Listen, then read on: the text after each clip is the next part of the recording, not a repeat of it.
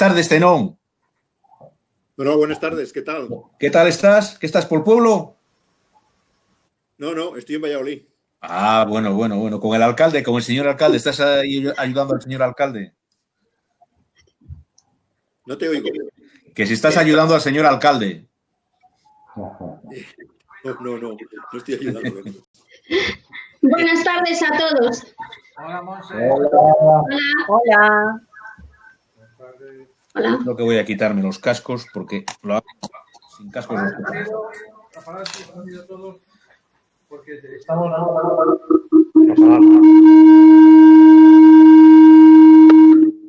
apagad el sonido, que todo el mundo apague el sonido.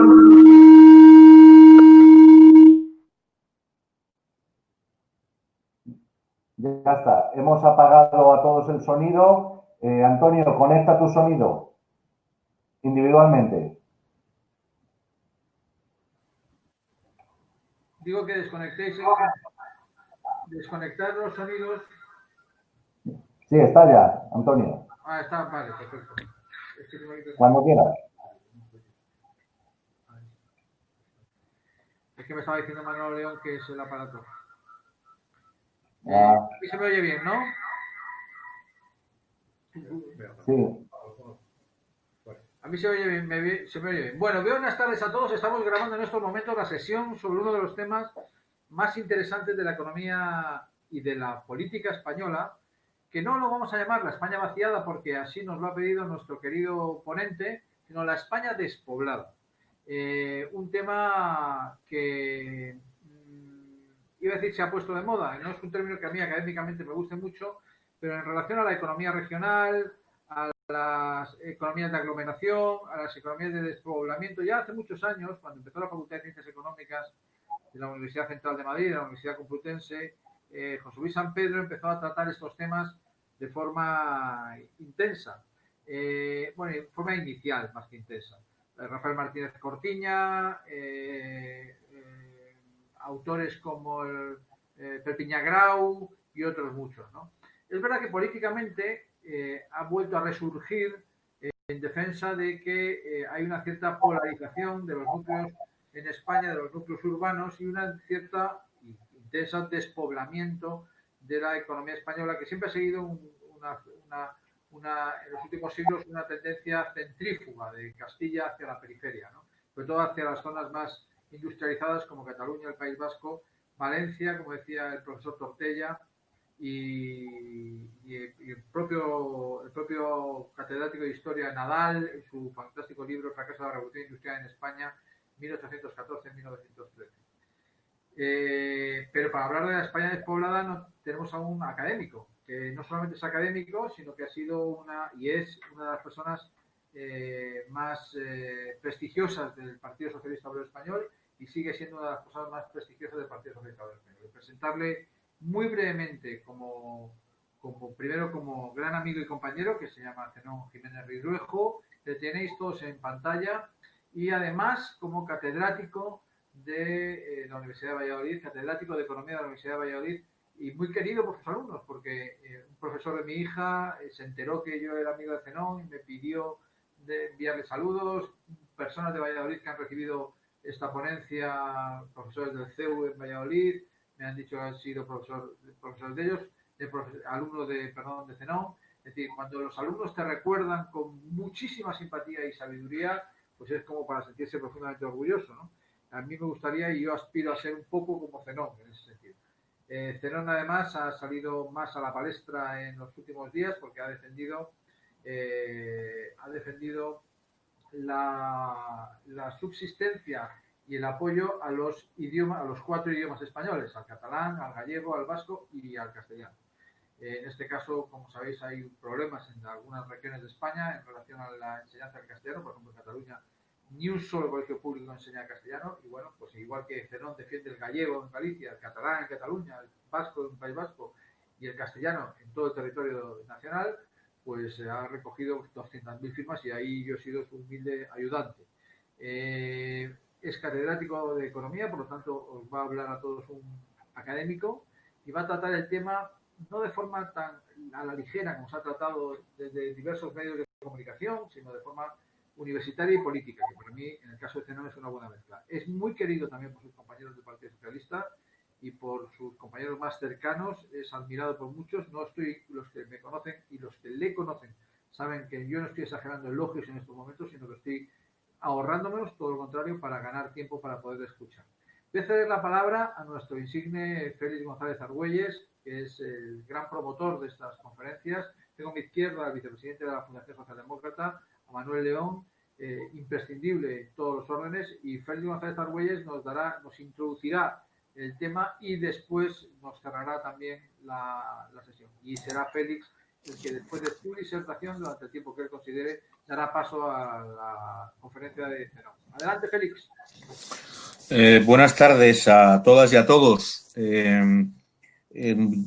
Yo lo primero que quiero hacer, aunque me salga un poco del guión, es agradecer tanto a Zenón como a Antonio Miguel Carmona la iniciativa que tuvieron de convencernos a un grupo de gente para impulsar una plataforma que lo único que pretende es que las cosas no caigan por su propio peso, sino que tengan un cierto debate, como era el tema del castellano como lengua vehicular, ¿vale? Y que ha tenido muchísimas firmas y que, como bien han dicho los dos en medios de comunicación, nosotros no estamos contra ningún idioma oficial o cooficial de este país. Estamos a favor de, pero lo que tampoco queremos es que se impongan determinadas cuestiones sin un adecuado debate y sin una adecuada información.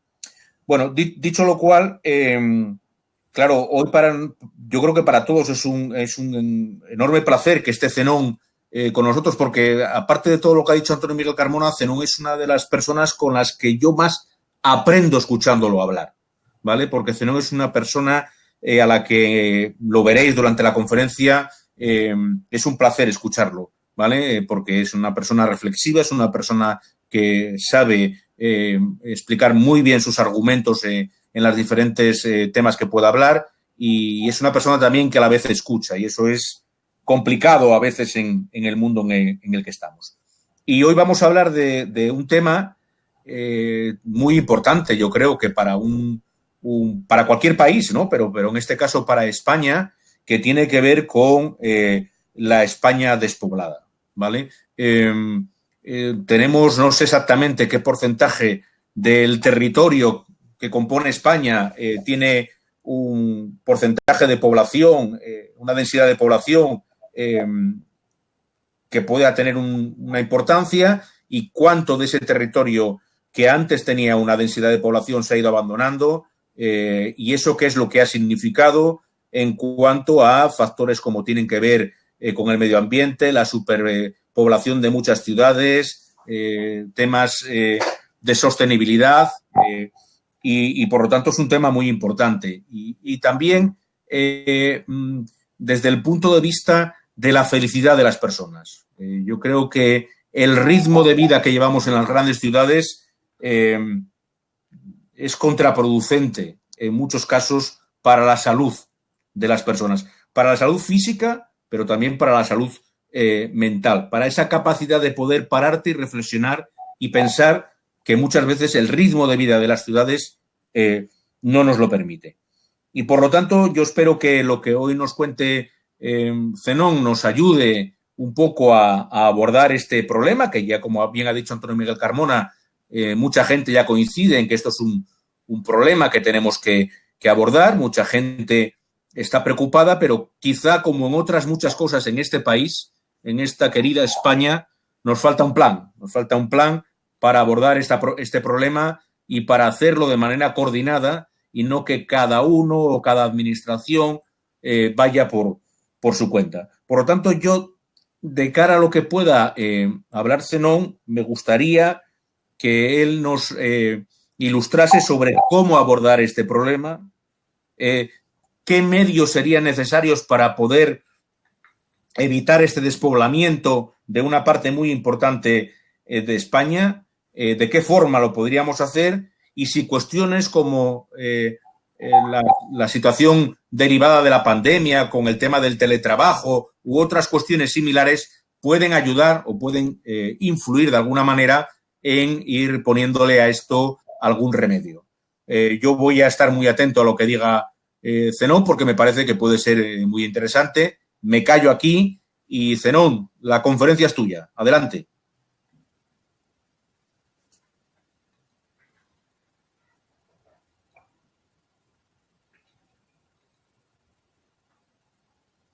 Disculpa, Zenón, tienes que activar tu micrófono.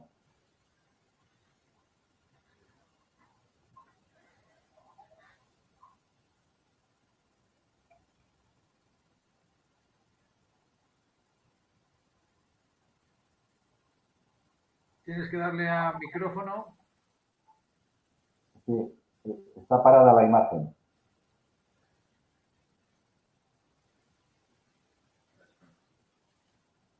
Se está reactivando la señal. Vamos a esperar.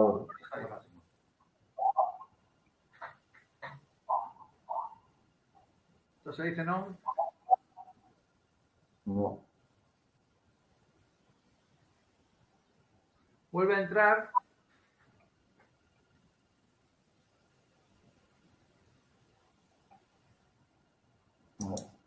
Zenón, es el icono del micrófono, que aquí no sale que lo tienes apagado.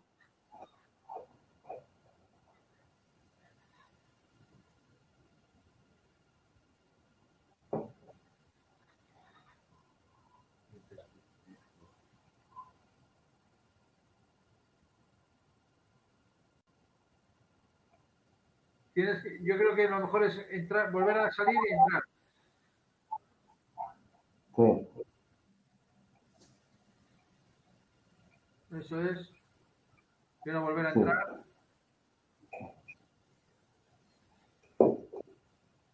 Aprovechando que estos escasos segundos que Zenón se vuelve a conectar, informaros a todos que la Fundación Socialdemócrata en estos momentos, dentro de sus diferentes campañas, está llevando a cabo la recogida de juguetes para minorías más desfavorecidas y poblaciones en riesgo de exclusión social. En este momento y hasta final de año estamos procediendo a ir por colegios, recoger juguetes de todo tipo que estén en perfecto funcionamiento, incluso nuevos también, y es la actividad que tenemos en estos momentos en la Fundación. Recordaros también que tenemos otra serie de actividades, el tema bibliográfico con Jesús Cogolludo, el tema de recogida de material escolar en noviembre, etcétera. Es decir, entre todos, aportando un poquito nuestro grano de arena, seguimos y estamos adelante con la sociedad civil. Vamos a ver si nuestro amigo Zenón se conecta. Sabéis que en la parte inferior izquierda hay un pequeño logo que si se pulsa se pueden ir escribiendo dudas y preguntas para el ponente de hoy o para la propia fundación. Ya sabéis, en la parte inferior izquierda, pulsando el logo de pone abrir o cerrar sala de charla.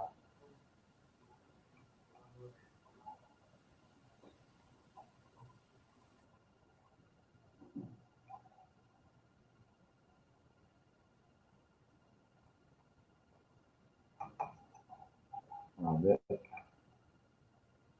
Estamos esperando a Zenón. Sí.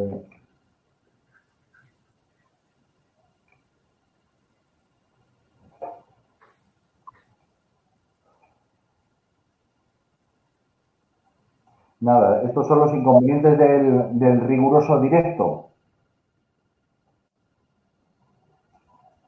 Rosa, ¿qué tal por Orense? Muy bien, buenas tardes. Muy bien. Aguantando un poco el tipo aquí. ¿Lloviendo? Llueve. Llevamos 3 días lloviendo. Pero bueno, es lo que toca, ¿no? Es el tiempo. Hombre, en Orense no creo que llueva, choverá. Perfecto. Si no... Aquí no tenemos el problema del idioma, ¿eh? Que con esto del idioma, ahora hay que tener mucho cuidado, ¿eh? Hay que tener mucho cuidado con el idioma. Aquí pasamos de un registro a otro y no nos enteramos.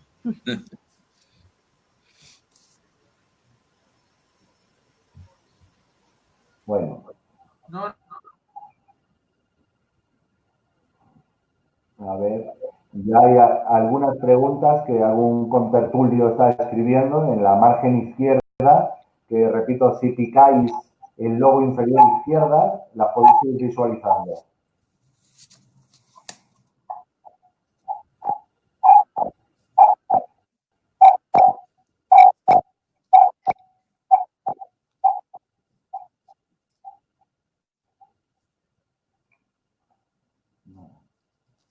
Monse, ¿qué tal por tu barrio?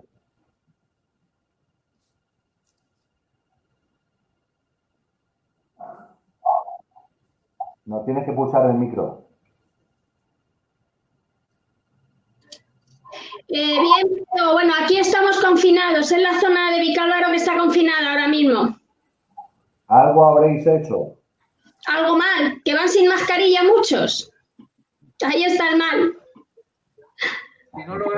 Si no logramos contactar, de la persona que nos puede, que lograremos contactar, pero mientras esperamos, de la España vaciada nos puede hablar Rosa Martínez, que es de concejala del Ayuntamiento de Ourense, que conoce muy bien la provincia de Ourense y que nos puede hacer una introducción al tema mientras esperamos, y esto es lo que se llama académicamente un atraco. Pero como es una concepción, Esto sí que ha sido un atraco a mano armada. Bueno, buenas tardes a todos. Adelante, Sí que es verdad que estoy en una provincia de las más despobladas de España. De hecho, el rural está prácticamente abandonado y por eso la conferencia es tan interesante.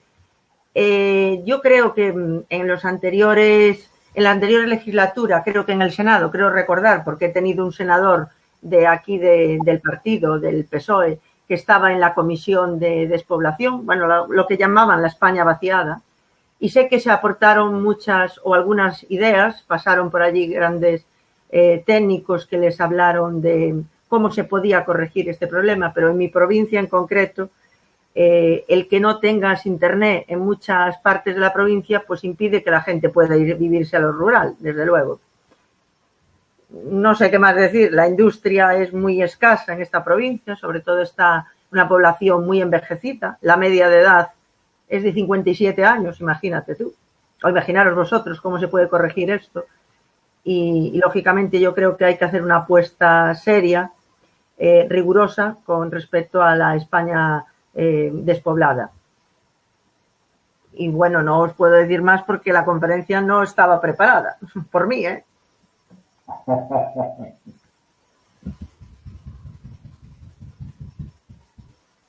entrando probablemente Zenón.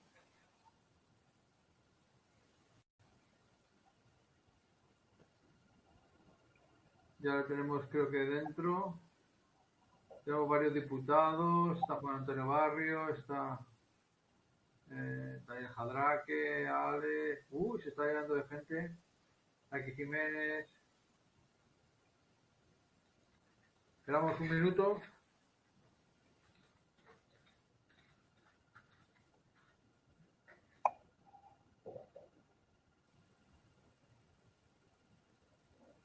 Bueno, mientras tanto yo voy a sustituir a Zenón, aunque sea por unos minutos. Me oís todos, ¿no? Como decía yo en la introducción, mientras esperamos a Zenón y antes de abrir el debate, y mientras Manuel León va a estar pendiente de él para ayudarle a entrar, porque él está en una zona un poco con menos cobertura, en un municipio de Valladolid, tengo que citar varias cuestiones que yo creo que son bastante relevantes, ¿no? Sobre el despoblamiento y los movimientos de la localización de la población y de la actividad económica en España, ha habido muchos autores. Yo había citado a José Luis San Pedro, que fue el primero que trajo lo que se llamó la teoría de la localización. La teoría de la localización tiene un antecedente de un economista anglosajón que se llamaba Isaac y otro que se llama Richardson, que trataron de establecer modelos económicos sobre por qué se producen economías de aglomeración, por qué la gente tiende a concentrarse y por qué, por lo tanto, por contra, la gente tiende a despoblar. El primero que introduce a las teorías de Isaac, escrito Isaac, y en España es el famoso catedrático de economía José Luis San Pedro, que dejó una pléyade de profesores, entre los que cabe destacar Martínez Cortiña, después el que fue rector de la Universidad Complutense de Madrid, y de nietos profesores, no de hijos profesores, sino de nietos profesores, entre los que estoy yo. No solamente José Luis San Pedro, sino que era catedrático de Estructura Económica de la Universidad Autónoma, perdón, de la Universidad Complutense, sino también Ramón Tamames como catedrático de Estructura Económica de la Universidad Autónoma, por eso he dicho Autónoma antes. Dicho esto, también ha habido grandes autores como Jordi Nadal, en su libro El fracaso de la Revolución Industrial en España, 1814-1913, el catedrático de Historia Económica Tortella. Todos han intentado explicar de alguna manera por qué se ha despoblado la economía española y por qué se producen zonas de concentración y zonas de desconcentración. Vamos a tener ya a Zenón Jiménez Redruejo, mientras yo estoy insistiendo en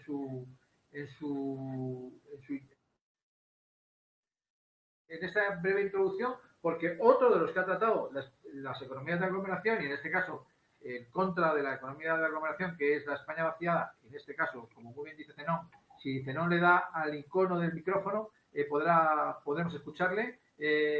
Ahora le tenemos ahí. ¿Estás ahí, Zenón? No. ¿Me oyes, Zenón? ¿Zenón, me oyes?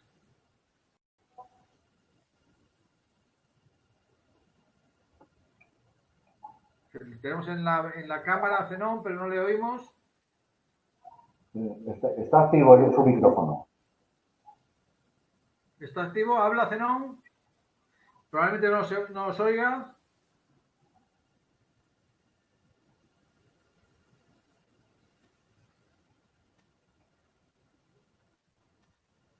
Bueno, mientras Zenón está intentando arreglar su micrófono,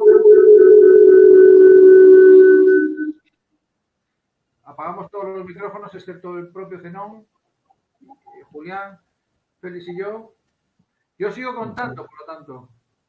Zenón, me interrumpes cuando tú consideres, ¿vale? Yo sigo contando digamos, la parte más académica de lo que hemos llamado la España vaciada o la España despoblada. Decía que José Luis San Pedro, Rafael Martínez Cortiña trajeron lo que llamamos la economía de aglomeración, que es también las economías de desaglomeración, es decir, por qué en España se produce lo que se produce. Las zonas de desarrollo industrial español ha sido desde el siglo XIX, por eso el libro de Jordi Nadal, El fracaso de la Revolución Industrial en España, han sido Cataluña con la industria textil, aprovechando los excedentes de la agricultura algodonera, el País Vasco con la industria siderometalúrgica, aprovechando la presencia de hierro, un poco las exportaciones hortofrutícolas valencianas y una isla central que es Madrid. Se formó lo que Perpiñán Grau llama la Y española, que va, si trazamos una línea entre el País Vasco y Cataluña, desde Gerona hasta Valencia, eso es la famosa Y española, que es la Y de gran desarrollo, que es Vizcaya, Guipúzcoa, Álava, Zaragoza, Cataluña, Valencia y la isla de Madrid. Eso ha sido el gran desarrollo. El resto de España ha tendido, salvo puntos capitales como Sevilla y otras capitales de provincia importantes, capitales regionales importantes, ha sido despoblada intensamente. El proceso de industrialización es un proceso que tiene su reflejo en el territorio, no es más que el paso del sector agrario al sector industrial, al sector servicios. Es decir, la población pasa a niveles salariales más altos, la industria tiene más productividad que la agricultura y, por lo tanto, frente al cambio técnico, gracias al cambio técnico, y por lo tanto tiene mejores salarios y provoca lo que hemos dado en llamar el éxodo sector agrario al sector industrial. Y eso lleva a un éxodo desde zonas rurales a zonas urbanas, como muy bien explicaba desde los años 50 José Luis San Pedro. ¿Esto que ha ocasionado? Grandes núcleos de población con procesos de urbanización aceleradas, como Madrid o la propia Barcelona o el propio Bilbao, y procesos de de despoblamiento intensos, como son la vieja Castilla, la nueva Castilla, unas partes importantes de Extremadura y Andalucía, por supuesto la zona de León, unas zonas relevantes de Galicia y Asturias, una parte de Aragón y creo que no se me olvida casi nada del territorio nacional en relación al despoblamiento. ¿Esto qué ha supuesto? Pues que hay un despilfarro de recursos. Por ejemplo, Castilla y León está entre las comunidades autónomas más afectadas por el abandono de sus municipios. Fijaos, casi el 80% de los municipios de la Comunidad de Castilla y León,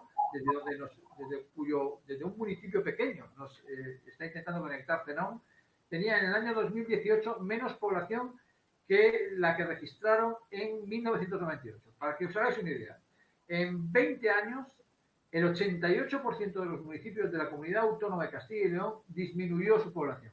Tras ella están Asturias, Extremadura y Aragón. Es decir, el proceso que describe Nadal, Tortella, José Luis San Pedro, Perpiñán Grau, todo eso continúa. Es decir, continúa en el año 2021 o 2020 en el que estamos ahora. Asturias, Extremadura y Aragón son los territorios en los que un porcentaje más alto de los municipios se ha visto mermado su población. Es decir, hay un estudio que se llama, patrocinado por la Fundación BBVA y el Instituto Valenciano de Investigaciones Económicas, que señala que entre 2000 y 2018, en total, el 63% de los municipios y 13 provincias españolas han perdido habitantes. Fijaos, el estudio es muy relevante, ¿eh? Yo esto se lo he dado a mis alumnos para que lo puedan estudiar, de hecho lo han estudiado. Repito, en la Fundación BBVA y el Instituto Valenciano de Investigaciones Económicas han realizado un estudio que es sencillo, que es utilizar el padrón municipal y el censo de habitantes, donde se demuestra que en los últimos casi 20 años, del 2000 al 2018, el 63% de los municipios españoles y 13 provincias han perdido habitantes, lo cual significa que tenemos un problema. ¿Por qué es un problema de devastación de recursos? Porque tenemos una buena parte del territorio que es un factor de producción. Aquellos que no seáis economistas tenéis que saber que los factores de producción son tierra, trabajo, capital y el residual o la tecnología, que es el más importante. Por lo tanto, tenemos grandes extensiones de tierra que las tenemos infrautilizadas, no solamente desde el punto de vista poblacional, demográfico y terciario, sino también industrial, incluso agrario. Solo teniendo en cuenta el periodo 2017-2018, que es el más breve, estoy hablando de memoria, hay unas 26 provincias que perdieron población este año. Repito, 2017 y 2018, donde ya habíamos tomado conciencia política. Se había puesto de moda lo que algunos estudiamos en la Complutense en los años 80 y algunos heredamos de José Luis San Pedro, se había tomado conciencia política, no solo académica, de que 26 provincias perdieron población en ese año, siendo las que más han perdido en porcentaje. Atención, voy a citar las que son fáciles de memorizar porque son León, Zamora, Ávila y Cáceres, las provincias que más perdieron población, mientras las que más ganaron población fueron las Islas Baleares, si no recuerdo mal, Madrid, Santa Cruz de Tenerife. Es decir, volvemos a la polarización desde que denunciaba Tortella y Nadal en el libro, que data desde 1814. Por lo tanto, municipio, también, por cierto, la Fundación BBVA también habla de los municipios, ¿no? No solamente de las provincias. El Ejido, por ejemplo, es donde el número de inscritos en el padrón ha descendido más, ¿no? Pero bueno, esto es una cuestión casi coyuntural del 2017 al 2018. Dicho esto, los municipios, por cierto, que más ganaron población, pues volvieron a ser Madrid, Murcia, Hospitalet de Llobregat, Valencia, Mijas, Palma de Mallorca, Getafe y Parla. Son, os repito, los municipios que más ganaron población en el 2017 y 2018. Madrid, Murcia, Hospitalet de Llobregat, Valencia, Mijas, Palma de Mallorca. Esto lo estoy leyendo. Getafe y Parla, en unos apuntes que tienen mis alumnos. ¿Qué significa esto? Que volvemos a la misma polarización. Nada se ha arreglado con la polarización. Hay una tesis doctoral de una persona que yo admiro mucho desde el punto de vista académico, relativamente menos desde el punto de vista político, pero bastante desde el punto de vista académico, que es José Manuel Beiras. Me vais a llamar heterodoxo si cito a Beiras como un buen académico, porque lo es. Beiras, José Manuel Beiras, cuya tesis doctoral es muy interesante. Yo la leí en gallego y tiene un libro que se llama O atraso económico de Galicia, que leí cuando yo tenía 25 años, que es el resumen de su tesis doctoral, y que una de nuestras escuchantes en el día de hoy, Rosa Martínez, me lo regaló y me hizo recordar cuando yo tenía 22 años o 23 años y estaba haciendo la tesis doctoral. Me fui a Estados Unidos y a trabajar sobre estos temas. u otros, más bien, y trabajaba al mismo tiempo con otro que nos está escuchando, que es Juan Antonio Barrio Penagos, en la Secretaría de Formación del Partido Socialista de Madrid, entonces Federación Socialista Madrileña.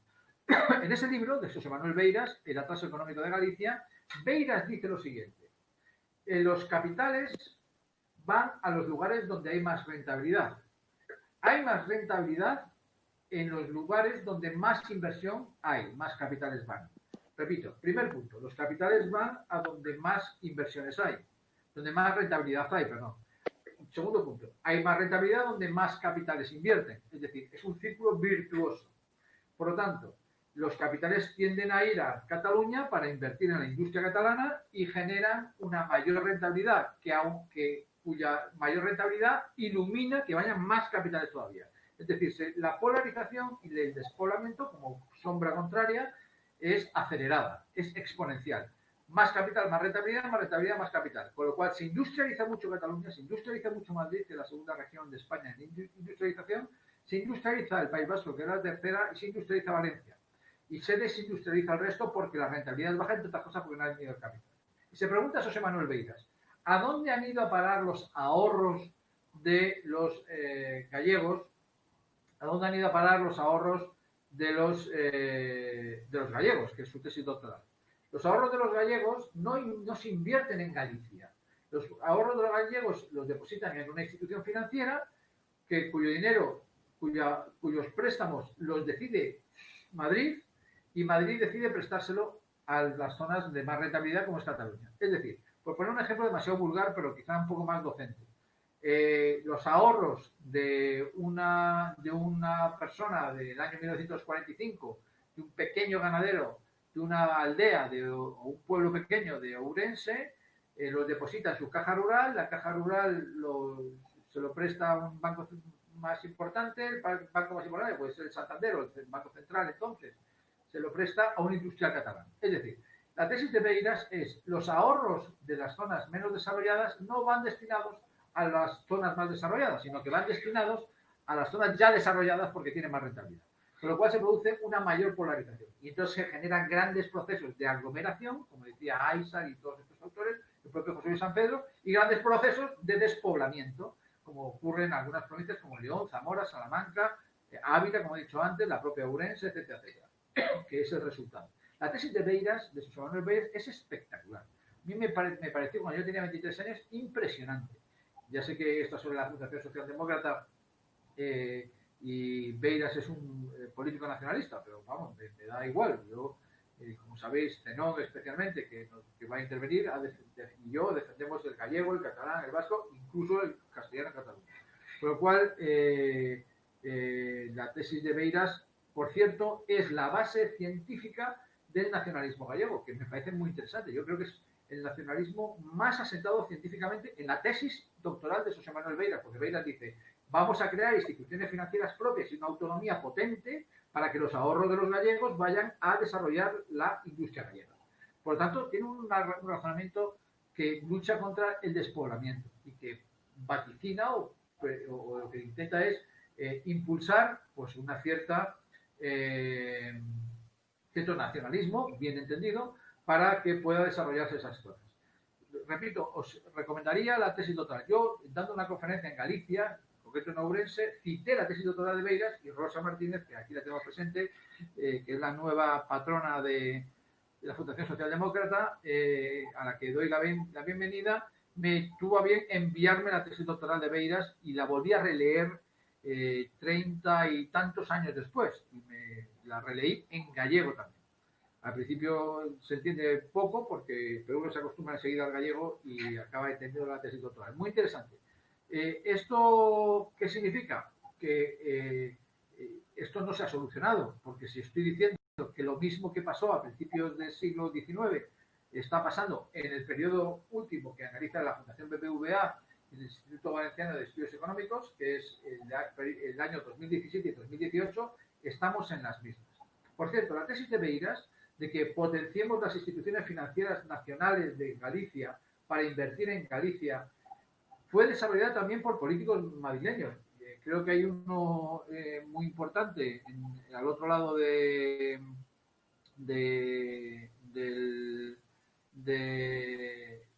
de la ponencia, que es Juan Antonio Barrio Penagos, que defendía la existencia, siendo portavoz de Economía de la Asamblea de Madrid, defendía la potenciación de Caja Madrid de tal manera que los ahorros de Caja Madrid se destinaran al desarrollo económico de los madrileños. Bien, bueno, pues yo cuando Juan Antonio Barrio Penagos estaba en la Asamblea de Madrid y yo pues era un poco su ayudante en el partido, me acordaba cuando él hacía los discursos de por qué Caja Madrid, en vez de dedicarse a invertir en Miami, que era lo que se dedicaban algunos corruptos, por cierto, no se dedica a invertir en la propia Madrid, porque es una caja madrileña, cuya administración tutelante era la administración de la Comunidad Autónoma de Madrid. Y yo me acordaba, cuando escuchaba los discursos, yo sentado en los asientos de los visitantes y Juan Antonio en los asientos de los diputados, cuando escuchaba a Juan Antonio defender eso, yo me acordaba de la tesis doctoral de José Manuel Beiras. No es que Juan Antonio Barrio Penagos sea el Beiras español, aunque es bastante más federalista que yo, probablemente con razón, no digo yo que no, pero y yo con algún que otro prejuicio, pero sí defendía eso, ¿no? Y me parecía interesante. De tal manera que los ahorros de los castellano-leoneses están destinados a que, y permitidme la broma, Zenón tenga mejor fibra óptica para poderse conectar con nosotros. No. Los ahorros de los castellano-leoneses, a pesar de lo que decía Beiras en Galicia o Barrio en Madrid, están destinados a distribuirse, a prestárselo a un constructor madrileño para construir 3.000 pisos vacíos en Vicálvaro, donde vivimos. Con lo cual, seguimos con el mismo problema. Por eso la Fundación BBVA da los mismos resultados. Hay una polarización en ciudades, en las mismas ciudades que en el siglo XIX y el siglo XX se polariza y hay un despoblamiento en las otras zonas. Propuestas para poder evitar eso.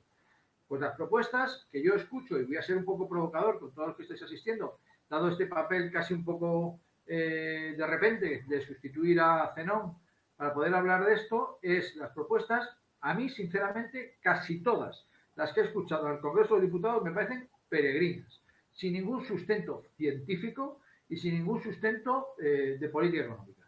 No valen como grandes policy makers precisamente. Por ejemplo, cuando se dice, vamos a crear grandes oportunidades de inversión en Zamora. Bueno, ¿qué oportunidades de inversión se pueden crear en Zamora? Pues dígame cuál. Porque claro, Julio Rodríguez, que fue presidente del Banco Hipotecario, que fue presidente de Caja Granada, que fue consejero de Economía de la Junta de Andalucía, me decía hace muchos años, cuando presentó mi primer libro de Economía e Innovación, que escribí en Estados Unidos en 1992, él decía una cosa que se me quedó grabada. ¿A quién se le ocurre colocar una refinería en Puerto Llano? A una dictadura. Porque Puerto Llano, ¿qué tiene Puerto Llano para montar una refinería? Pues nada, una decisión central de un gobierno centralista, como era el del general Franco, que decide poner en Puerto Llano una refinería. ¿Por qué en Puerto Llano? ¿Por qué no se coloca una refinería donde se han colocado otras? Que, por ejemplo, en Cataluña para alimentar la industria catalana, o el País Vasco para alimentar la industria vasca, o cerca de Madrid para alimentar la industria madrileña. Se coloca en Puerto Llano, porque forma parte de los propios planes de desarrollo de la época. Se colocaba la refinería en Puerto Llano, Puerto Llano tampoco era un pequeño pueblo, era un pueblo importante, sin duda alguna, pero tampoco era un gran pueblo con un proceso de industrialización endógeno, como lo puede ser el propio Getafe, que tenía un proceso de industrialización endógeno. Se coloca una refinería en Puerto Llano. El propio Julio Rodríguez decía, no tiene ningún sentido.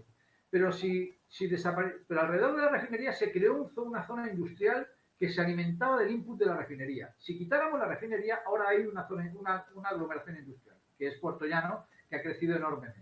Bueno, es una política industrial un poco heterodoxa, que es la que desarrolló el general Franco, bastante heterodoxa, pero que tenía ese sentido de invertir en las zonas menos desarrolladas, que es lo que se llamaron los enormemente fracasados planes de desarrollo. Primero, medio fracasado, el segundo fracasado y el tercero no nato. Con lo cual, la pregunta que nos debemos hacer como académicos es cómo provocar que no podamos polarizar las zonas de España de tal manera que estemos despreciando una buena parte de nuestros recursos de tierra con zonas muy despobladas mientras otras zonas son muy pobladas. Termino con una cuestión. Esto no es nuevo en España, esto es viejísimo. El autor sobre este tema británico, y me vais a permitir una pedantería, dudo mucho que algunos responsables políticos, no digo los nuestros, digo en términos generales, sepan de economía de aglomeración y de despoblamiento, pero por ejemplo, en el Reino Unido se debatió intensamente. En la Cámara de los Comunes, en los años 70 y 80, repito, 70 y 80, el Partido Laborista era partidario de invertir en las zonas despobladas del Reino Unido para abrir procesos de industrialización y que no se concentrara tanto la población en Londres, Manchester y Liverpool, Glasgow, ciertamente. Y cuando llega esa señora Thatcher en 1979, dice que eso lo tiene que decidir el mercado y que es tirar dinero, invertir en zonas despobladas del Reino Unido y que es el mercado el que decide dónde se tiene que invertir.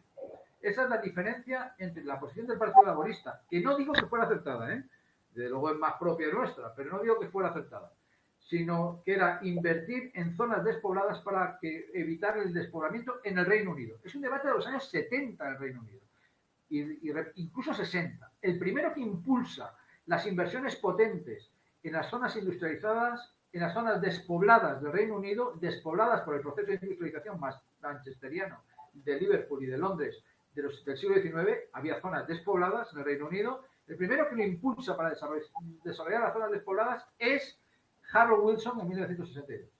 Y a partir de Harold Wilson, el Partido Laborista invierte en estas zonas, pero con un enorme y estrepitoso fracaso. Es decir, en las zonas despobladas no queda estructura industrial en estos momentos. Es verdad que ayuda mucho que en 1979 Margaret Thatcher elimina totalmente esas zonas. ¿No?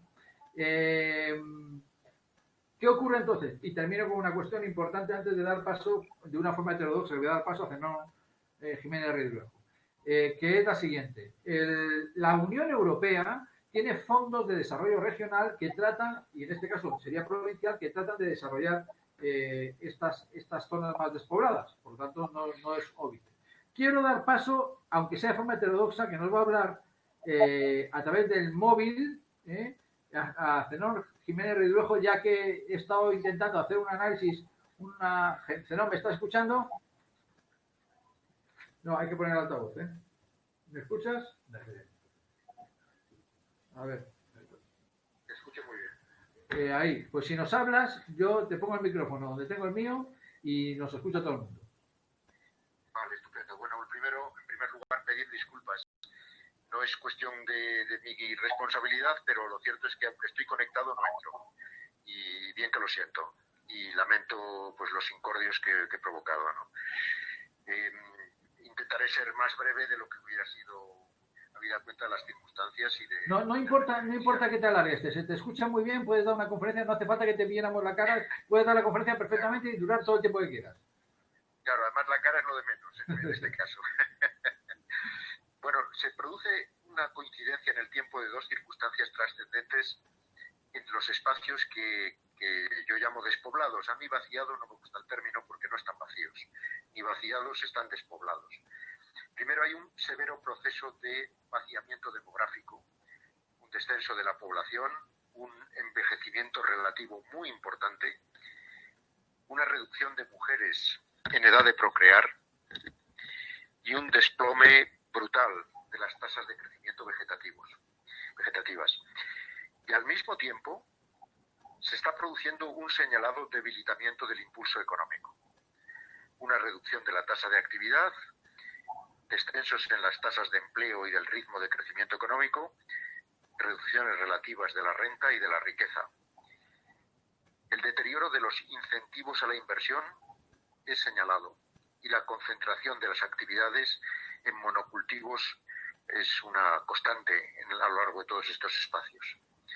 Y por otra parte, finalmente se produce una inmigración de los jóvenes, especialmente de las mujeres, hacia zonas más pobladas con mayores oportunidades. La primera reflexión que hago es, como es evidente que ambos procesos están relacionados, la primera pregunta es ¿cuál es el sentido de la causalidad? ¿Son los factores demográficos los que determinan las consecuencias económicas? ¿O son razones económicas las que producen el vaciado o el despoblamiento del espacio? Esto que parece una cuestión menor es una cuestión muy importante porque define las posiciones políticas a priorísticas de conservadores y de progresistas. Para los conservadores la causalidad va desde la oferta de trabajo, es decir, desde las condiciones demográficas a la actividad productiva, mientras que para los progresistas la causalidad va desde la productividad y la competitividad a través del empleo y por lo tanto la demanda de trabajo hacia la demografía y el vaciado de la población. Esas dos alternativas sobre la causalidad determina también la definición de los instrumentos para paliar los problemas. La primera alternativa, la alternativa conservadora, presenta estrategias destinadas al estímulo de la oferta de trabajo, mientras que la segunda, la vinculada con las posiciones progresistas, define estrategias con instrumentos vinculados al desplazamiento de la demanda de trabajo. En el primero de los casos, en las estrategias conservadoras que tratan de estimular la oferta de trabajo, nos encontramos con toda la política de natalidad, los incentivos a la fertilidad, el fomento de la nupcialidad, las subvenciones a las familias numerosas, etc. Y por otra parte, la reducción, se trata de reducir el coste de la tenencia de hijos, escolarización de la infancia, guarderías públicas, subvenciones a la socialización de los hijos, etc. Es verdad que algunas de estas medidas también forman parte del elenco del abanico de opciones que instrumentalizan las posiciones progresistas. En tercer lugar, se utiliza la necesidad, la posibilidad de reducir la brecha fiscal en el empleo, con bonificaciones fiscales al empleo femenino o, en definitiva,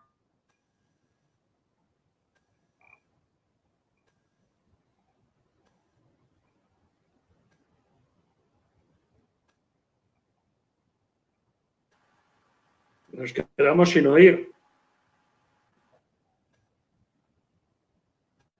Sí, se te oye, se te oye. Vale. Digo que al hacerlo así, al tratar de aumentar la oferta de trabajo, reducen los salarios nominales y reales y afectan a la masa salarial, dependiendo de lo que llamamos los economistas la elasticidad de la función de productividad, es decir, la facilidad o dificultad para mantener la eficiencia en la producción a medida que el empleo crece. Cuanto más rápidamente cae la productividad y mayor pendiente tiene nuestra curva de demanda de trabajo, los aumentos de la oferta provocan mayores descensos de los salarios nominales y menores elevaciones del nivel de empleo. Y por lo tanto, como consecuencia de ello, la repercusión es menores niveles de masa salarial. Las estrategias destinadas a estimular la demanda de trabajo alternativamente se fundamentan esencialmente en un factor clave que es el incremento de la productividad total de los factores. La productividad total de los factores es lo que crecería el nivel de renta como consecuencia de todo aquello en la producción que no está asociado al crecimiento del capital o al crecimiento del trabajo. Por lo tanto, digamos, factores determinantes de la productividad total de los factores serían la innovación, las innovaciones basadas en la investigación aplicada, el I+D+I, la formación educativa y profesional, que enriquecen el capital humano, todo el proceso relativo a la investigación en general básica y aplicada, la disponibilidad de tecnologías de la información y la digitalización, el aprovechamiento de las economías de escala, la apertura de los mercados internacionales, la concentración empresarial, la modernización de la actividad cooperativa, las disponibilidades de capital público productivo destinado a infraestructuras y equipamientos, pero también a facilitar el acceso a los mercados y a la construcción de los mercados energéticos. Todo ello implica un aumento de las inversiones públicas y privadas, es decir, exige un aumento de las inversiones públicas y privadas y la colaboración entre las empresas y las administraciones. Los desplazamientos de la demanda de trabajo propios de las políticas progresistas tienden a elevar al mismo tiempo el nivel de empleo y el salario nominal y real.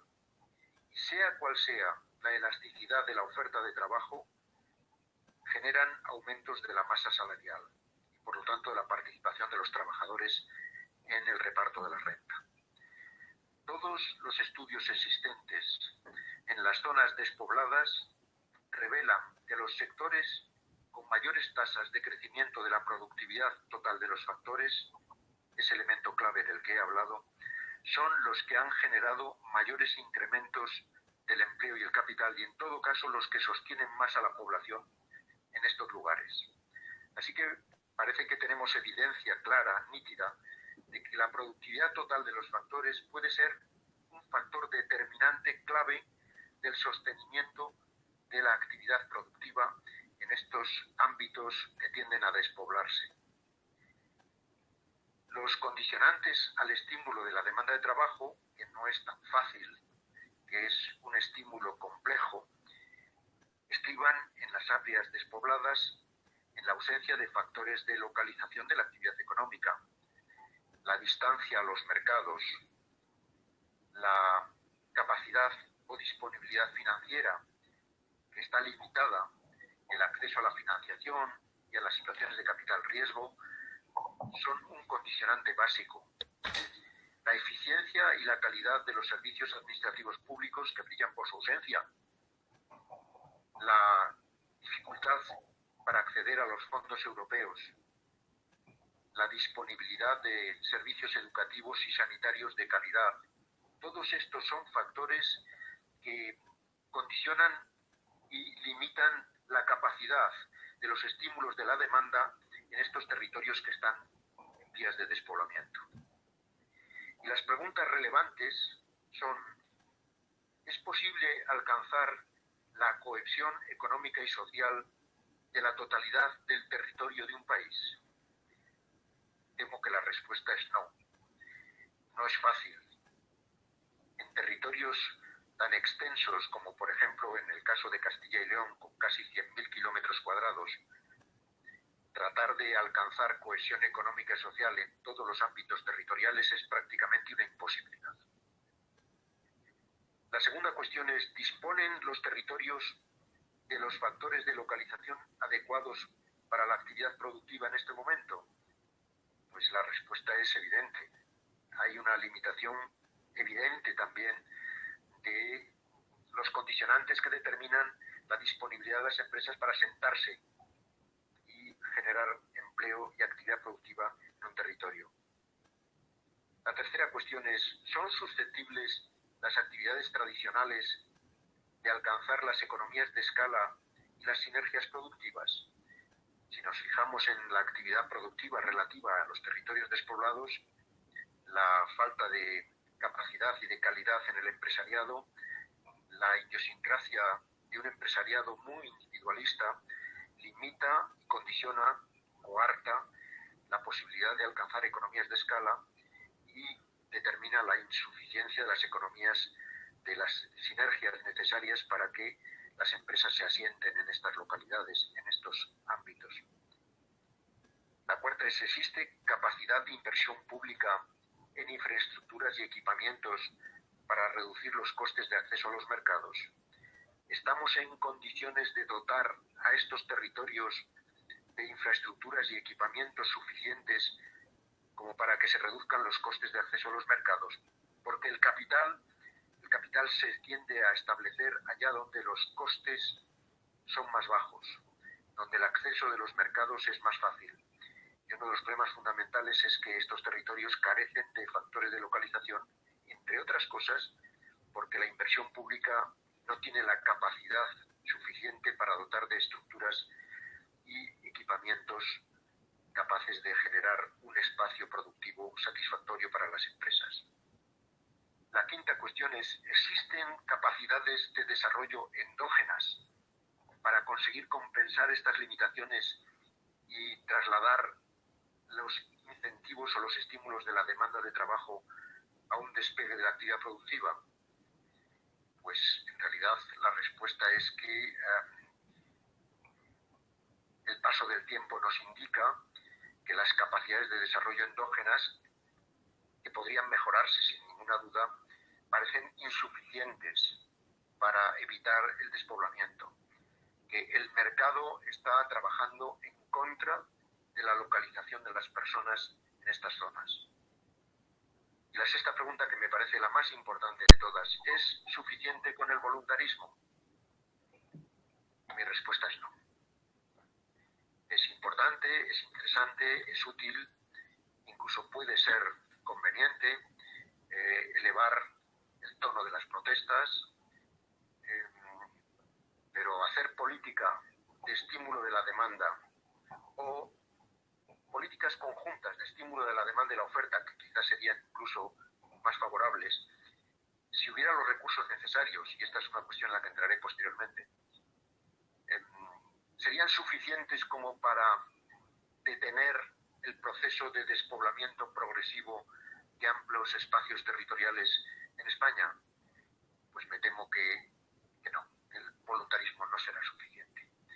Así que va a ser muy difícil detener este proceso que ya lleva décadas, que en realidad es un proceso ya casi secular y que, digamos, condiciona profundamente el devenir de estos espacios territoriales con limitaciones profundas, ¿no?, para su desarrollo económico. Y hay problemas adicionales. Además es que hay problemas adicionales. Lo primero es la capacidad financiera de las administraciones públicas. Para generar estímulos de la demanda como los que hemos hablado, las administraciones públicas tienen que tener capacidad de endeudamiento, capacidad de gestión financiera. Los límites actuales al endeudamiento son de todos conocidos y no voy a entrar más en ellos, pero es evidente que no es el mejor momento para, digamos, estimular la demanda en estos territorios a base de actuaciones del sector público que supongan endeudamiento adicional. Por otra parte, el sesgo prodemográfico del sistema de financiación autonómica está limitando la capacidad de acceso a recursos. En el sistema de financiación autonómica, los factores relevantes en este momento son los factores demográficos, no la dispersión territorial, no el envejecimiento, y estamos asistiendo a un proceso donde progresivamente lo que inicialmente se había calculado al estudiar el coste efectivo de los servicios a transferir a las comunidades autónomas, basado en la administración existente, con el paso del tiempo y el deterioro demográfico, ha ido debilitando la capacidad de participación de determinados territorios en el fondo de compensación, en los fondos de financiación autonómica, y cada vez más es menor la proporción de participación de estos territorios en esa financiación autonómica. Por tanto, ahí tenemos otro problema. Un problema adicional de capacidad financiera es el debilitamiento progresivo de los instrumentos públicos de redistribución territorial de la renta. De hecho, la irrelevancia del Fondo de Compensación Interterritorial que se había definido en la LOFCA en este momento es patético. Realmente ya no tiene ninguna significación. O la falta de armonización fiscal, por ejemplo, es otro factor que supone un progresivo debilitamiento de los instrumentos públicos de redistribución territorial de las rentas. A estos factores se añaden los efectos de reducción de la población sobre el aumento del Producto Interior Bruto per cápita, que ha supuesto en algunos territorios la superación de los límites del 75% de la renta europea y, por lo tanto, reducir o anular la capacidad de acceso a fondos europeos, fondos de cohesión. Fijaros que el indicador del PIB per cápita es un indicador equívoco, porque a medida que la población disminuye y el empleo disminuye, el PIB per cápita se eleva.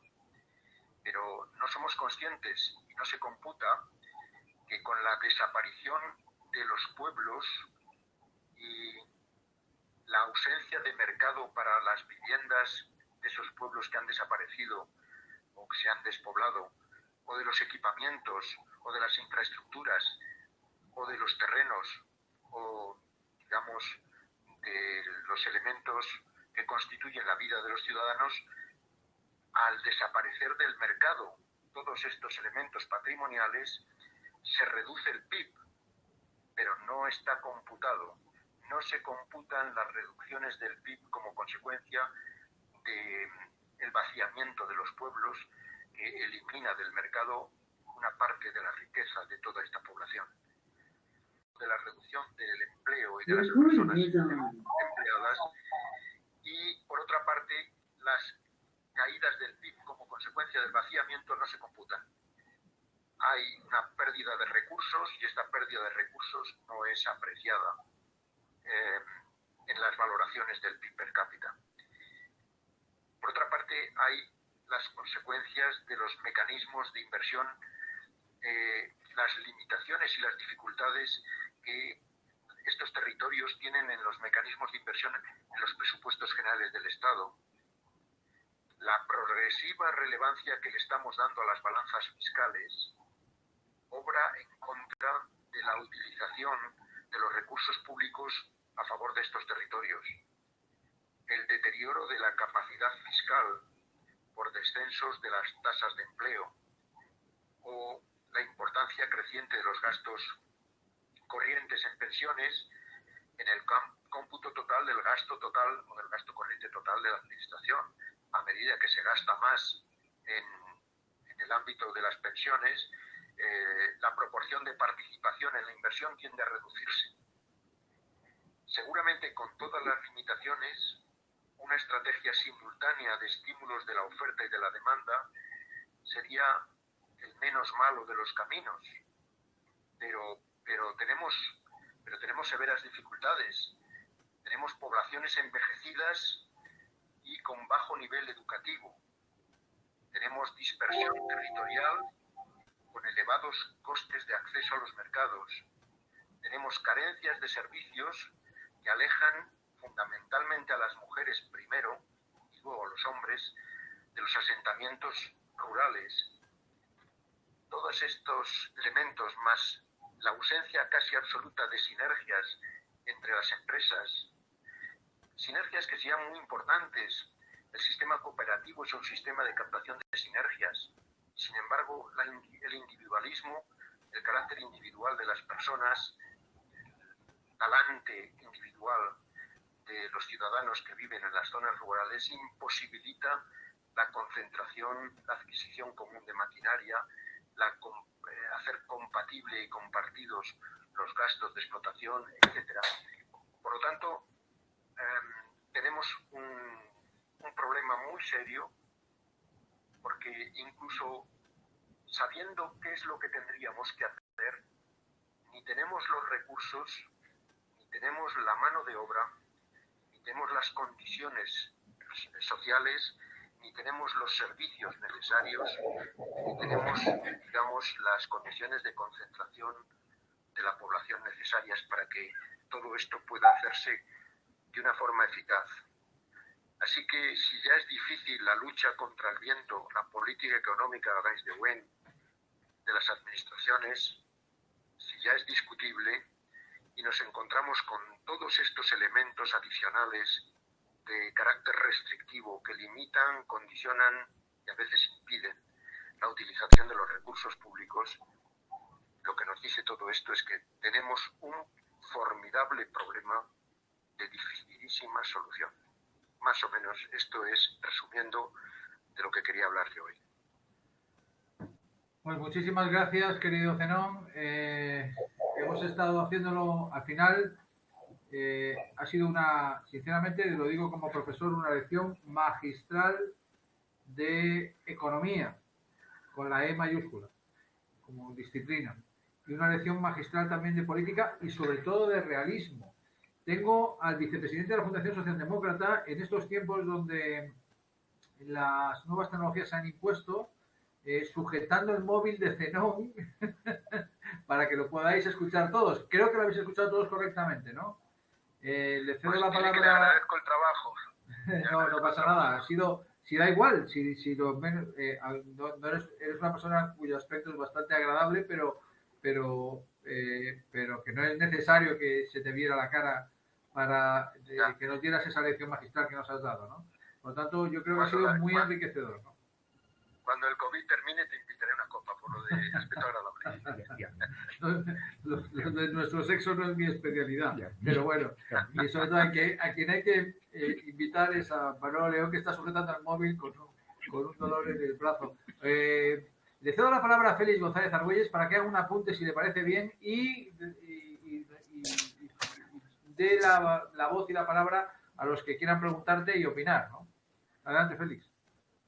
No, yo creo que lo mejor que hacemos es pasar a que si hay alguien que quiera hacer una pregunta, por favor, os digo lo de siempre, no hagamos una conferencia nueva, sino que hagamos una pregunta para que Zenón, que con las dificultades técnicas que tenemos, lo pueda contestar, ¿vale? Entonces, yo luego al final diré lo que considere oportuno, pero preguntas, por favor.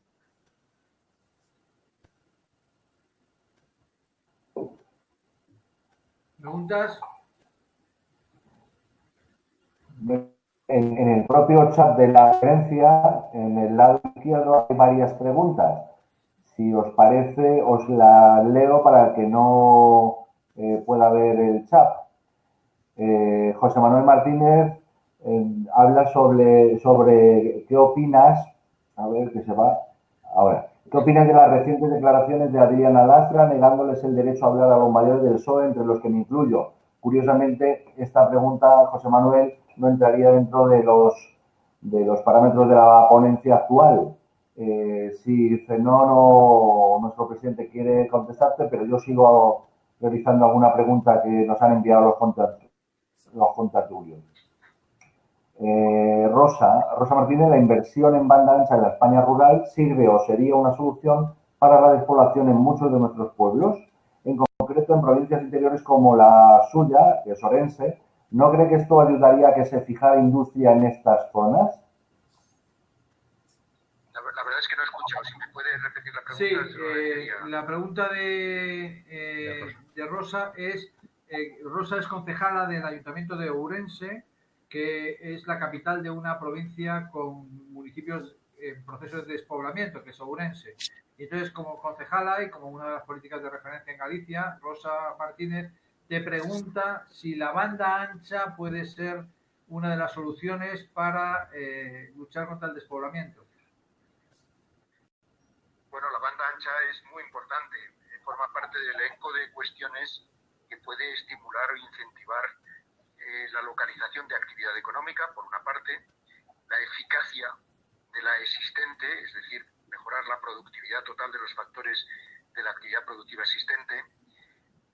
Sin duda ninguna puede facilitar el acceso a los mercados, o por lo menos el acceso a la información de los mercados, pero a mí me parece que, siendo un factor determinante, no va a ser el único factor decisivo. Necesitaremos mayores esfuerzos. Sin más inversión, sin más infraestructuras, sin más equipamientos, sin más innovación, va a ser difícil que solo la banda ancha nos permita acceder a niveles de desarrollo equivalentes a los que se producen en las zonas urbanas. Muy bien, perfecto. ¿Más preguntas? Daniel Jadraque, que estás ahí. El gran Antonio Ávila. Daniel.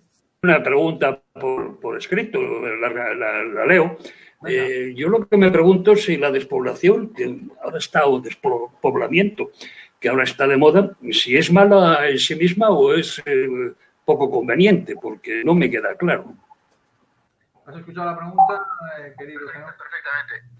A ver, si el despoblamiento o la despoblación es de zonas que no tienen capacidades de desarrollo endógenas suficientes, o es la consecuencia de una búsqueda por parte de las personas de mayores oportunidades de empleo en otras zonas, o es sencillamente la búsqueda de servicios educativos o sanitarios más adecuados o de condiciones de vida más satisfactorias, pues seguramente tendría justificación, digamos, satisfactorio hasta cierto punto. El problema es que son vastos territorios, comunidades enteras, Aragón, Castilla y León, Castilla-La Mancha, que se vacían en sus ciudades que a su vez se vacían en Madrid.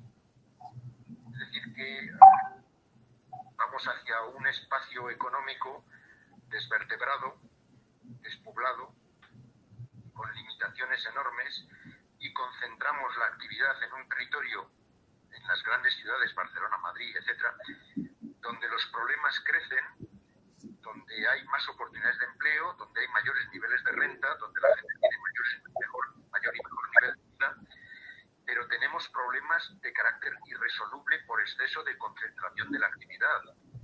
Seguramente un desarrollo más equilibrado, un desarrollo más equitativo, un desarrollo, digamos, que compagine al mismo tiempo un cierto elemento de concentración de la actividad, un cierto elemento de concentración, porque el capital tiende a concentrarse y la mano de obra va detrás del capital.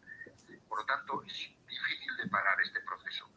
Pero lo que sí podíamos hacer es que en grandes núcleos, o en relativamente grandes núcleos de población de todas las comunidades, hubiera oportunidades de empleo para el conjunto de las personas. Así que, por lo tanto, yo no digo que, digamos, el objetivo sea lograr fijar toda la población en todo el territorio. Ya decía que anteriormente que eso no parece posible.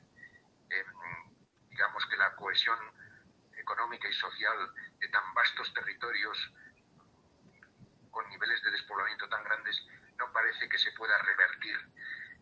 Pero sí paliar este exceso de concentración que se está produciendo en las grandes capitales. Yo tengo 2 hijos y los 2 hijos trabajan en Madrid. Esto es indicativo. Y como yo, una buena parte de la gente que trabajamos y vivimos en Castilla y León. No tiene mucho sentido de que progresivamente la población más joven, la población mejor preparada, la población universitaria, la población técnicamente más eficiente, que ha sido financiada por la comunidad autónoma, acabe generando su actividad productiva y generando su renta en otros territorios. Por lo tanto, yo creo que hay que buscar un equilibrio mayor. Yo soy partidario de buscar equilibrios mayores. No fijar toda la población al territorio, esto no va a ser posible, pero concentrar relativamente la actividad productiva en, digamos, grandes núcleos de población en todas y cada una de las comunidades autónomas para que inevitablemente se vaya vaciando poco a poco un espacio territorial, pero no la totalidad de las comunidades autónomas.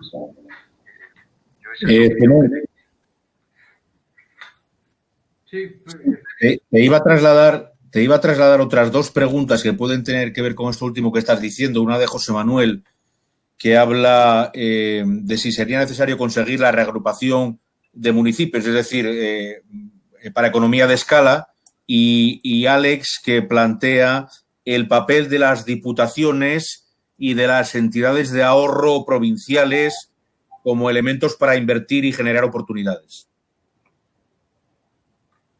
Bueno, este es el mecanismo, el instrumento que los socialistas hemos definido y desarrollado formalmente para Castilla y León como estrategia más adecuada.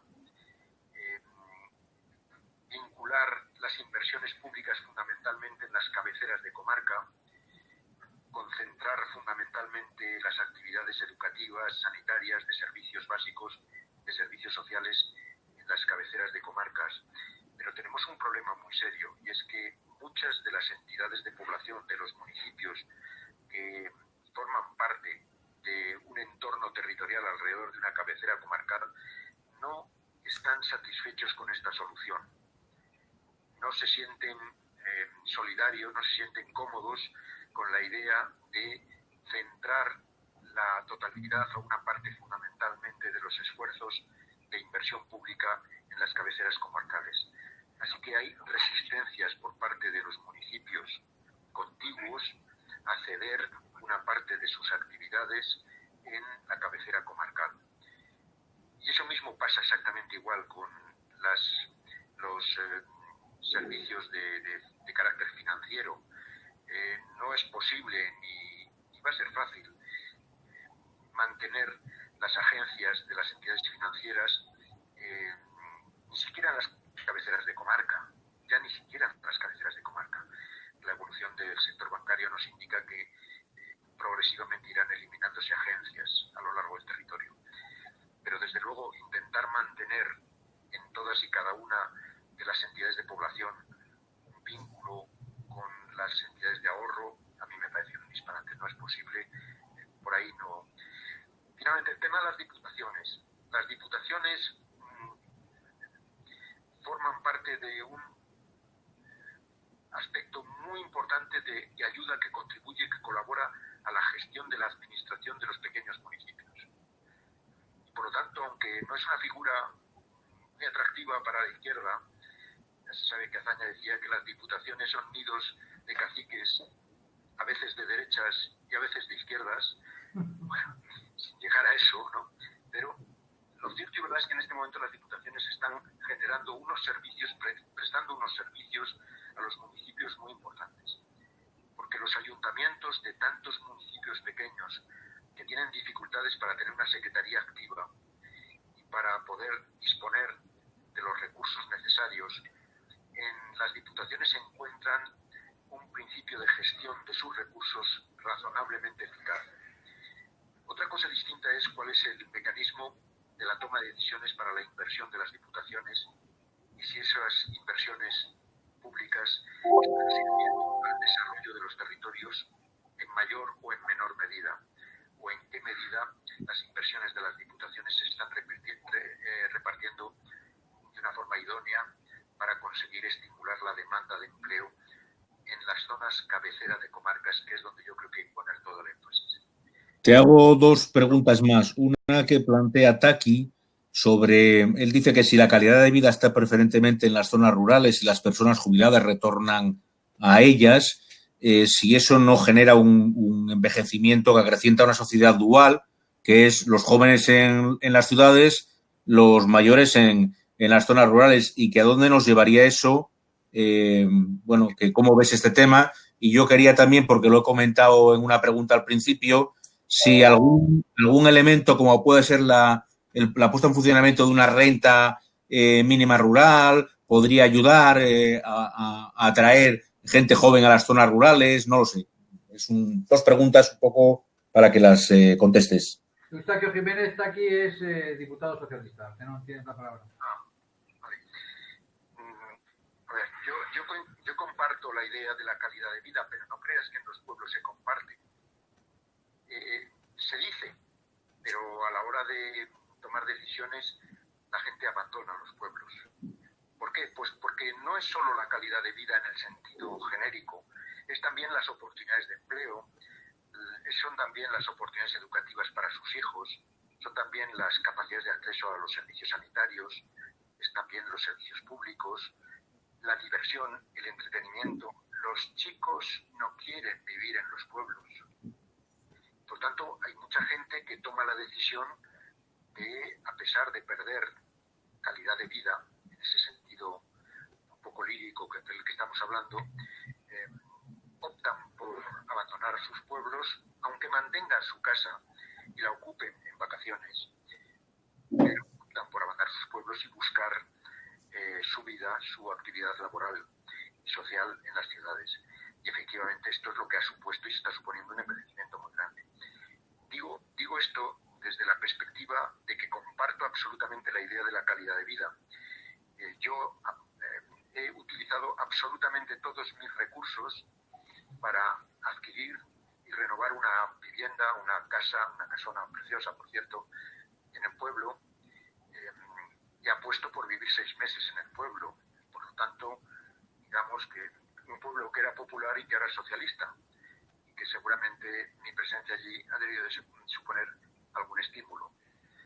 Pero lo cierto y verdad es que se hace difícil en el pleno invierno de Castilla vivir un día y otro día. El invierno en Castilla dura desde octubre hasta mayo. Y vivir un día y otro día encerrados en esos pueblos sin ninguna otra diversión que un bar y un televisor se hace realmente difícil. Por eso el envejecimiento es inevitable. Que esto pueda paliarse con procesos de compensación de rentas. Bueno, el sistema de subvenciones es un sistema que genera rentas pero no genera actividad económica.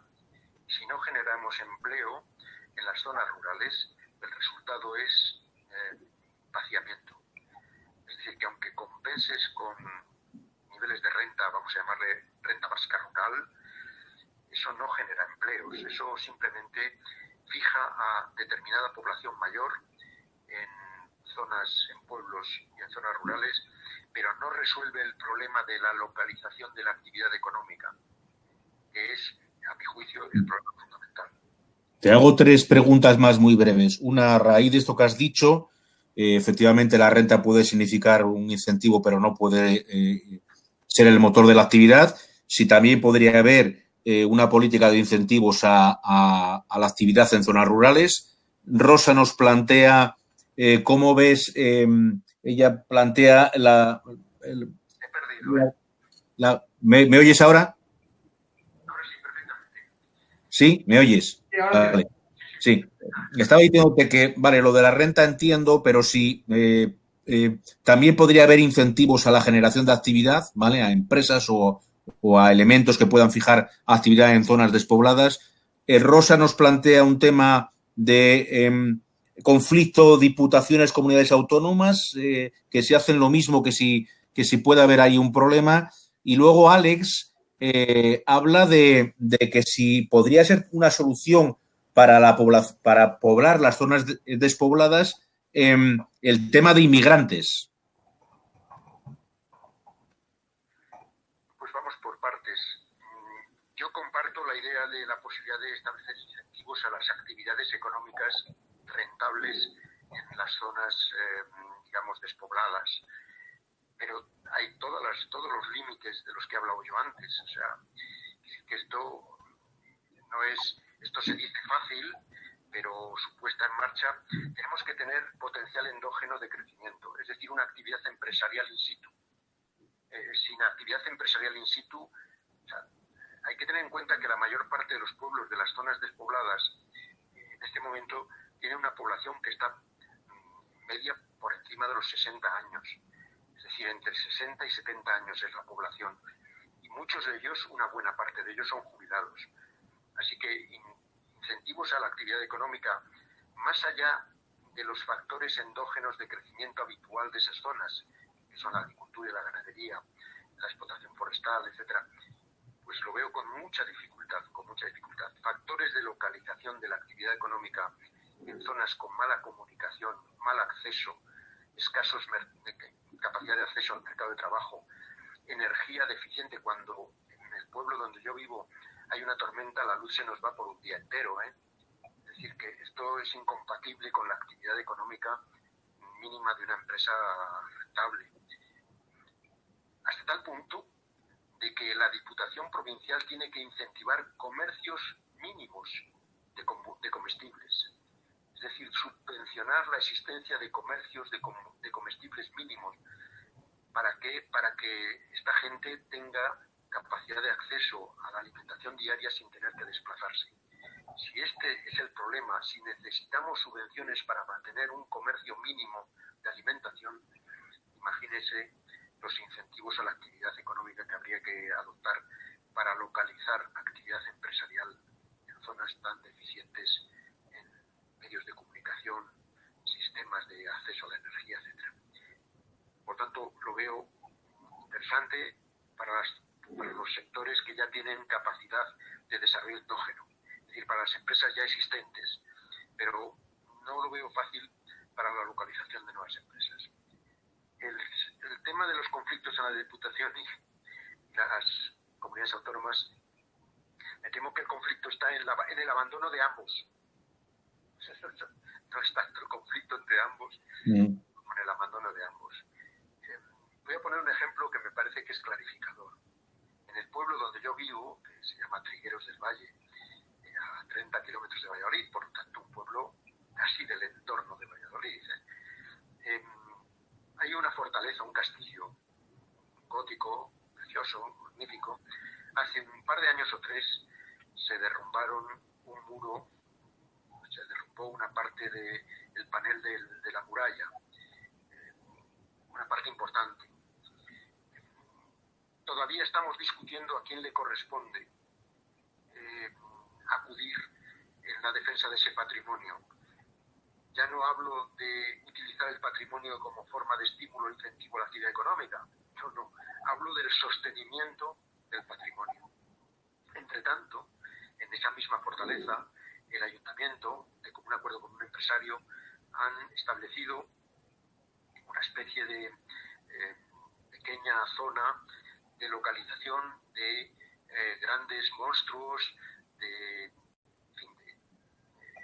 para los niños, un parque de atracción para los niños en el interior de la fortaleza.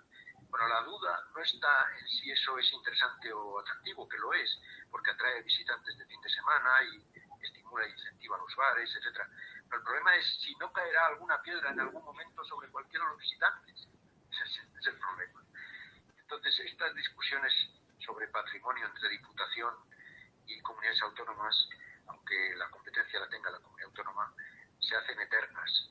No es fácil dar respuesta a los problemas de los pueblos cuando las diputaciones y las comunidades autónomas no son de la misma ideología, y aún cuando lo sean. Sobre la solución inmigrantes, radicalmente no.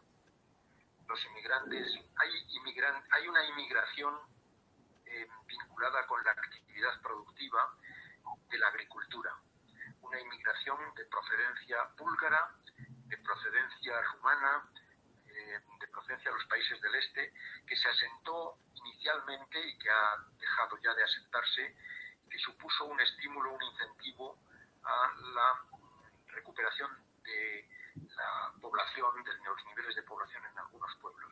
Eso prácticamente ha disminuido.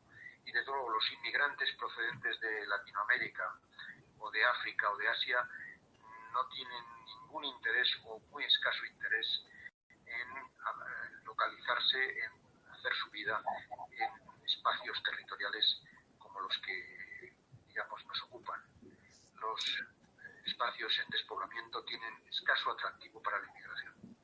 No sé cómo estamos de tiempo, Antonio. Zenón, hay aquí una pregunta, vamos, una reflexión que hace Daniel Jadraque y Alfonso también va en la misma línea sobre por qué en otros países, y pone Alfonso el ejemplo de Alemania, que es un país muy industrializado, pero que ha cuidado el no concentrar excesivamente la industria en núcleos, y sí ha trabajado desarrollos industriales en zonas más pequeñas. Bueno, esta es la madre del cordero, ¿no?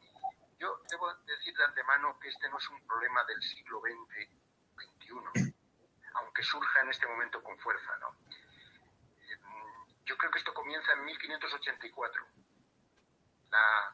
Según los estudios de los historiadores, la desaparición de la actividad industrial en las zonas, digamos, rurales de los territorios de la España interior comienza en 1584 y lleva ya 540 años de recorrido. Es decir, que el vaciamiento como consecuencia de los costes del transporte, el alejamiento de los núcleos de población, la falta de acceso a los mercados, las carencias de equipamientos, todo esto no es de los últimos 10, 20, 30 años. No es un tema vinculado o vinculable solo a, digamos, el sistema autonómico. Al contrario, el sistema autonómico ha venido a paliar en alguna medida estas dificultades, sino que esto data de siglos. Hay una concentración, como decía Perpiñá Grau, de la población en las zonas periféricas, en las zonas costeras de España, que es irreversible y difícil de resolver, que plantea el vaciamiento, el despoblamiento de enormes espacios interiores. No sé si sería fácil revertir en este momento ese proceso. Lo cierto es que a lo largo de los siglos se ha ido produciendo este vaciamiento. De todas maneras, hay que reconocer que en este momento empieza a haber una cierta conciencia, pero ser conscientes de que la población de Castilla en 1780 era la misma que tiene hoy Castilla y León. Es que hay que ser conscientes de esto, es decir, que no ha habido crecimiento, el crecimiento prácticamente es cero. Por lo tanto, digamos que este tema no es un tema de 20 años ni de 40 años. Bueno, es un tema secular. Sé que la pregunta, Zenón, del principio no venía mucho a cuento, ¿vale? Pero como aquí en esta fundación, cuando organizamos este tipo de jornadas, nos gusta la polémica, nos gusta el debate abierto y sano, voy a tener que preguntártelo por segunda vez, aunque al principio no se interpretó, ¿vale? Porque pregunta ¿qué opinión tienes sobre eso de mandar callar a los socialistas mayores? Bueno, yo esto ya lo he dicho públicamente hace unos días en Twitter y hace unos días también en una entrevista que me hicieron en la televisión de esta tierra de Castilla y León. Dije que me parecía de una persona muy poco inteligente el decir que, digamos, la edad es un argumento como para anular las ideas de las personas. A mí me parece que las ideas de las personas tienen que medirse por su solidez, por su racionalidad, por su sensibilidad, pero nunca por la edad de quienes las comparten. Antonio, Dime. Lo que tú decidas, si quieres ya que vayamos cerrando la conferencia. Pues sí, porque tenemos agotado a Zenón. ¿Me dejas hablar un minuto y cierras tú? ¿Te parece bien? Perfecto. Ya dado que hay bastantes compañeros en línea, tengo que decir que me ha parecido una soberbia, y no lo digo gratuitamente, soberbia conferencia, académicamente muy pulcra. Cuando no podía, yo he estado mareando la perdiz, haciendo una introducción más académica de lo que me recordaba, que hablaba de teoría de la localización, querido Zenón. Como no me escuchabas, he citado a Perpiñá Grau, a Román Perpiñá Grau, que tú acabas de citar, he citado a José Luis San Pedro, a los que introdujeron la teoría de la localización en nuestro país, el propio Rafael Martínez Cortiña, Ramón Tamames, el propio Ramón Tamames, que traía las teorías de Walter Isaac, ¿te acuerdas? Perfectamente. De la teoría de la localización, que Isaac yo creo que era norteamericano, ¿no? Y Richardson. Sí, y bueno, a Luis San Pedro, a Rafael Martínez Cortiña, a Román Perpiñá Grau, tengo que añadir al catedrático de Economía Zenón Jiménez Ridruejo, como un clásico, en el mejor sentido de la palabra, en el único sentido, porque los socialistas, como bien habéis dicho, y aquí yo también me mojo, una persona, si eres socialista, eres joven de corazón. Aquel que diga que uno, por ser mayor, no tiene opinión, no es socialista. Entonces, no sé si estoy señalando a alguien, pero si estoy señalando a alguien, pues no me importa, porque nadie con sentido común puede decir eso, ¿no? Por lo tanto, tenemos a un joven como Zenón Jiménez Ridruejo dando una conferencia que voy a decir, y sin ánimo de desmerecer los anteriores ponentes, que ha habido muchos ministros, exministros, etcétera, etcétera, tengo que decir que ha sido una de las mejores conferencias, la más abrupta desde el punto de vista tecnológico, dado que, como ha demostrado Zenón, el pueblo en el que está, la España despoblada, no puede conectarse correctamente, pero ha dado igual, porque su conferencia ha sido especialmente brillante. Quisiera darte las gracias, Zenón, por tu brillantísima, vuelvo a repetir, intervención, sobre todo tu rigurosa intervención, que no ha habido ni una sola palabra hueca. Todo ha tenido forma de clase magistral. Magistral en la universidad no es una clase magnífica, sino magistral es una clase de ejemplo de un determinado tema. Quiero ceder la palabra para el resumen, la intervención, el epílogo y el cierre y la despedida por parte de Félix González Argüelles. Bueno, muchas gracias. Zenón, muchas gracias por la conferencia. La verdad es que yo no tenía ninguna duda de que iba a ser una conferencia extraordinaria, porque como te conozco y hemos compartido muchos ratos de tertulia, pues sé de tu capacidad. Yo resumiría esta conferencia con que tenemos un problema en Houston, alguien tiene que ponerse a ver cómo podemos minimizar los efectos de la despoblación. Probablemente haya muchas reflexiones, mucha abundancia de estudios, de documentos, pero yo creo que hay escasez de soluciones. Y cuando me refiero a soluciones es que no hay un plan de país, como en otras materias que ya hemos discutido en esta fundación. Lo importante es tener un plan, tener objetivos, saber que hay cosas que se pueden ir cambiando, pero no podemos seguir perdiendo del entorno de 50.000 habitantes al año en zonas rurales. Yo creo que este es un lujo que un país no se puede plantear. Por lo tanto, yo también lo que espero es que podamos recuperar dentro de poco una cierta normalidad en las conferencias para poder hacerlas presenciales, y tendremos entonces que volver a invitar a Zenón a una conferencia presencial. Y quiero acabar con una cosa que, aunque sé que no le va a gustar, la voy a decir. Creo que este país empieza a tener un problema serio en cuanto a las cuestiones de tolerancia.